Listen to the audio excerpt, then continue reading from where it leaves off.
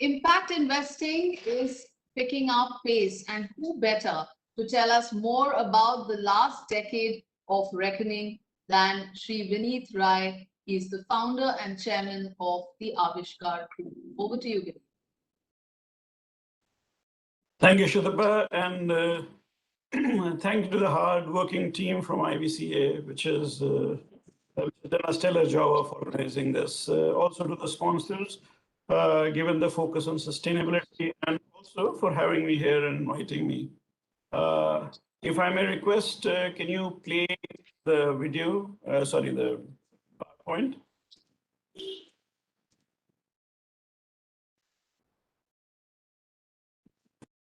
I titled my presentation as Impact Investing, the Decade of Reckoning.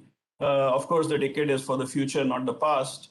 And I thought 2020 has not been the best closing year for the last decade, nor has been 2021 probably the most inspiring for the new decade. And so maybe I thought I'll take you to 2030. And if any of you who are listening to me, if you can close your eyes and try to imagine how the world will look to 2030. Can you move to the next slide, please? So this is how the world will look like. If we try to look around and see how 2030 looks like, you might actually see a far more urbanized world than what we have today. Interestingly, the Asian middle class will be the dominant middle class of that world. 60% of the global middle class will come from Asia. More interestingly, Asia and Africa would be dominating the global economy as things move forward. I won't say that the current dominant economies will not be, but I think there will be an ascent, the growth that will be seen that will be coming from Asia and Africa, both because of the youth that they have and the size of the population that they provide. But there will be more interesting changes that will take place, and I think the most interesting one would be the capital that comes from nature, land, water, air, would probably become far more important in our thinking than they are today. It's not that we are not concerned about them, but I think that level of concern that you see in Europe about the same issues on nature's capital, the rest of Asia, Africa, and probably Latin America is not taking it to that account. And by 2030, you will see a significant reevaluation of our priorities. Climate change has been a constant challenge. Most of us have talked about it. The governments of the world in last decade or so has been massively engaged in negotiating around the issues on climate change. But from a capital perspective, not so much capital has really found its way towards climate change. My personal belief is over the next decade, climate change would be one of the largest driver of capital worldwide, if not already. I think there is, of course, almost no denying the fact that data will be the new fuel. But more importantly, the artificial intelligence, the role of artificial intelligence in our daily life would probably be far more dramatic than probably it is today. And with this background, if we come back to today again, next slide, please. I think it would be very mild for me to say that COVID-19 has been a disruption. The fact that it has touched every person's life across the 7 billion of us tells you that it is uncomparable in terms of and has no precedence in the kind of impact. We did talk about comparison with the World War, but even in the World War, only some part of the world came to a lockdown. Given today's condition where the whole world was in a lockdown, it is unprecedented. And this is not unprecedented because there is a disruption that has taken place in individuals' life. It has actually had a seismic effect on the lives of those who come from the bottom half of the pyramid. If you can move to the next slide. Just to give you some statistics, 2 decades of work. So from the turn of the century, the amount of work that we had done in trying to address the issues of inequity that the society is plagued with has been wiped out in the last 2 years, or last 1.5 years, or less than 1 year actually. 305 million people expected to lose their full-time jobs. And these are also statistics which are slightly old. The numbers, in my view, post the second wave that we have seen in India and the third wave that we have seen worldwide, would actually be far more staggering. But more importantly, 1.6 billion people who are in part of the informal economy are seeing severe damage to their income. The extreme poverty worldwide is going to increase significantly. And just so that you know and understand that people living below $5.5 a day earning would actually swell up to 42% by 2022. Now, these are the challenges that we are dealing with on one hand, while each one of us are also trying to become rich by generating money. So then, which way we are heading? And that's where the whole idea of impact investing comes to fore. So if you move to the next slide, I think the disruption, everything that COVID-19 has done has been painful, but I think it is going to trigger some very significant changes in the economic reality that we are felt with. I think the first influence it will do is it will probably spur new economic thinking. And as you know, economic thinking actually almost always influences how capital allocation takes place. My personal belief is that return at all costs, the thought process with which the last century probably spurred us to not only probably generate the maximum wealth human history has ever seen, but also created a very unequal society, might actually be stumped in the new economic reality, where the economic response will be looking at resilience with return as an answer. Now, sustainability and inclusion will form the bedrock of this response and not necessarily return at all cost. It does not mean return will not be important. Return will continue to be one of the most important metric, but it will not be the only important metric. And that transition is going to happen post the COVID-19 accentuated the inequity in the society. Next slide, please. The big challenge is anything and everything, how you remove inequity in the society requires money. And the question that always beckons is, where is the money? Now, it's also important for me to remind everyone that money is not really an issue in this world. The global capital pool is roughly 300 trillion, give a few, take a few. And however, the challenge with this 300 trillion is it is trying to maximize returns within its boundaries of risk that it has identified. The other challenge is those who actually own this capital provides mandate to those who manage it. And the mandate right now is focused on one parameter only, maximize returns. I was part of a committee called Business Council for Sustainable Development, which produced a report in 2018 called Better Business, Better World, under the chairmanship of Paul Polman, the CEO, erstwhile CEO of Unilever. And we concluded that if you really want to convince the world to be as equal as sustainable development goals that have enshrined and 193 or 194 governments of the world are signatory to, where you do not want to have anybody sleeping hungry, no inequity in existence, and all this to be achieved by 2030, then you have to spend $2.5 trillion a year. Now, this $2.5 trillion a year has to be put into the context of the global donor capital. And you must realize that the global donor capital is just 300 billion a year. So what we are talking about is searching for capital, which is 90% of what we need. And that capital can only come from the 300 trillion. And within this context, let me talk about impact investing. So next slide, please. So my personal belief is impact investing is the next generation idea. It's an idea which is powerful, and it is an idea whose basic instinct is not altruistic. Its instinct is to actually tame the capital into a more humane, sustainable, and inclusive tool for change.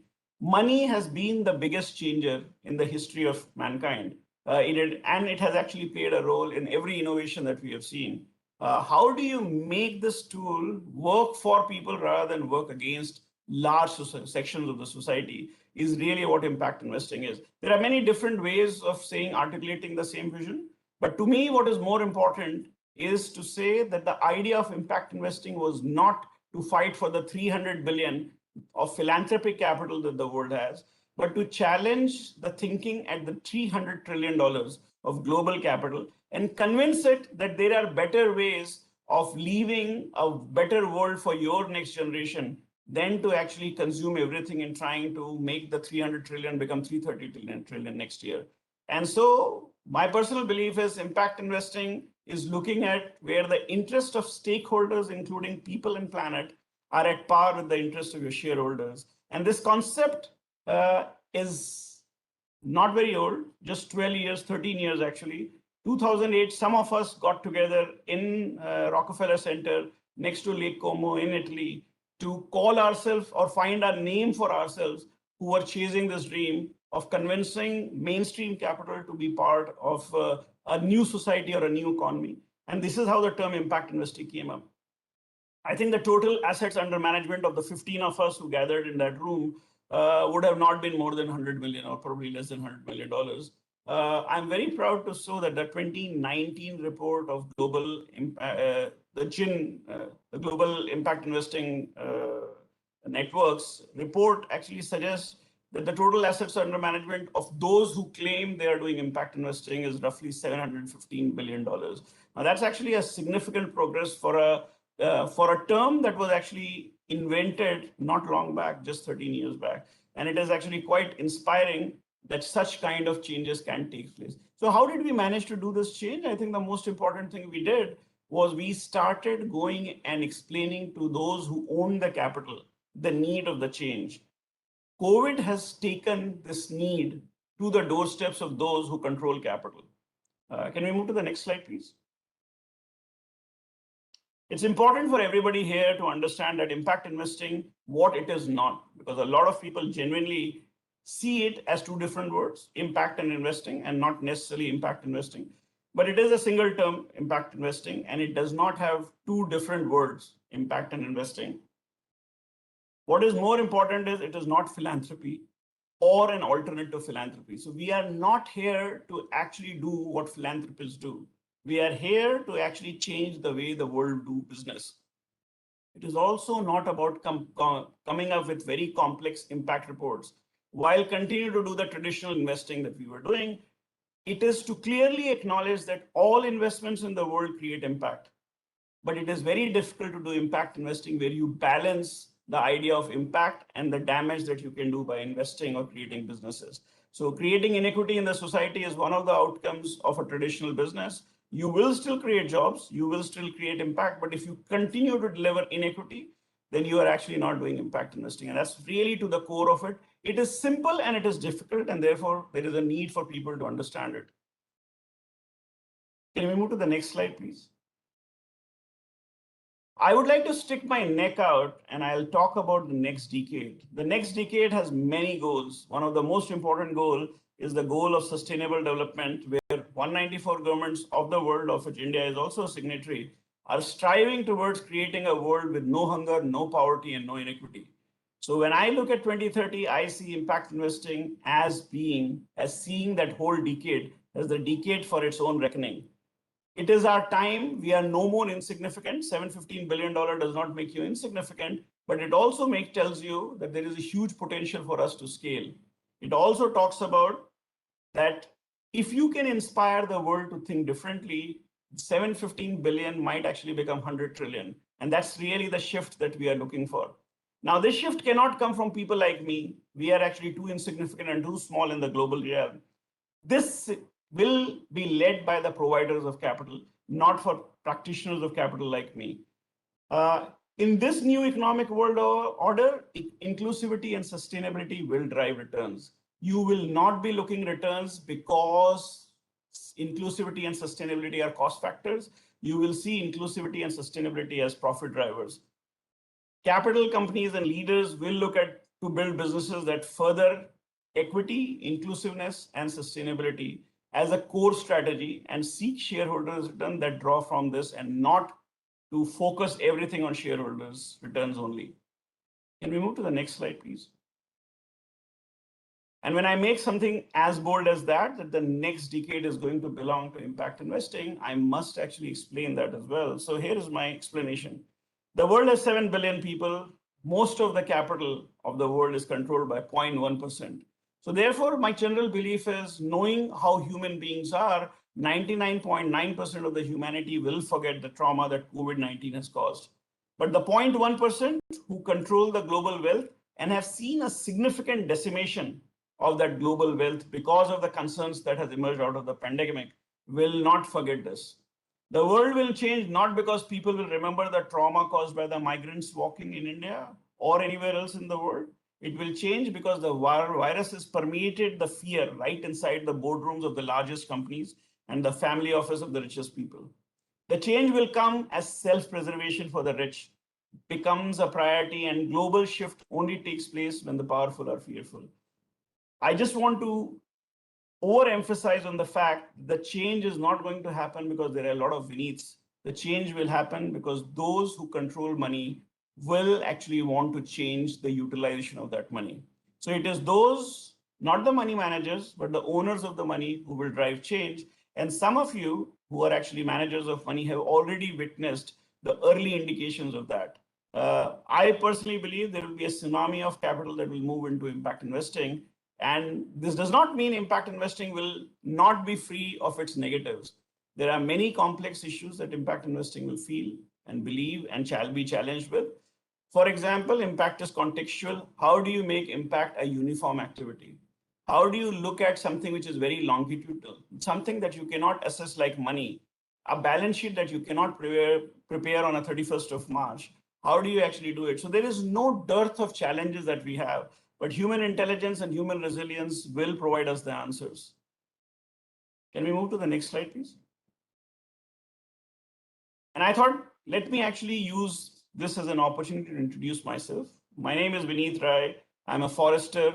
I'm a forester who actually discovered that there is a role for capital in making a difference to the lives of the people using the act of business.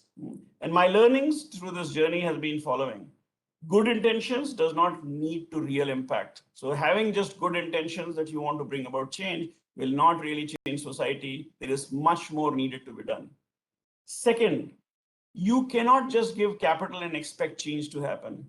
Building up an ecosystem that will allow nurturing of those interventions is critical for any change to happen. And this ecosystem actually works at multiple cusps.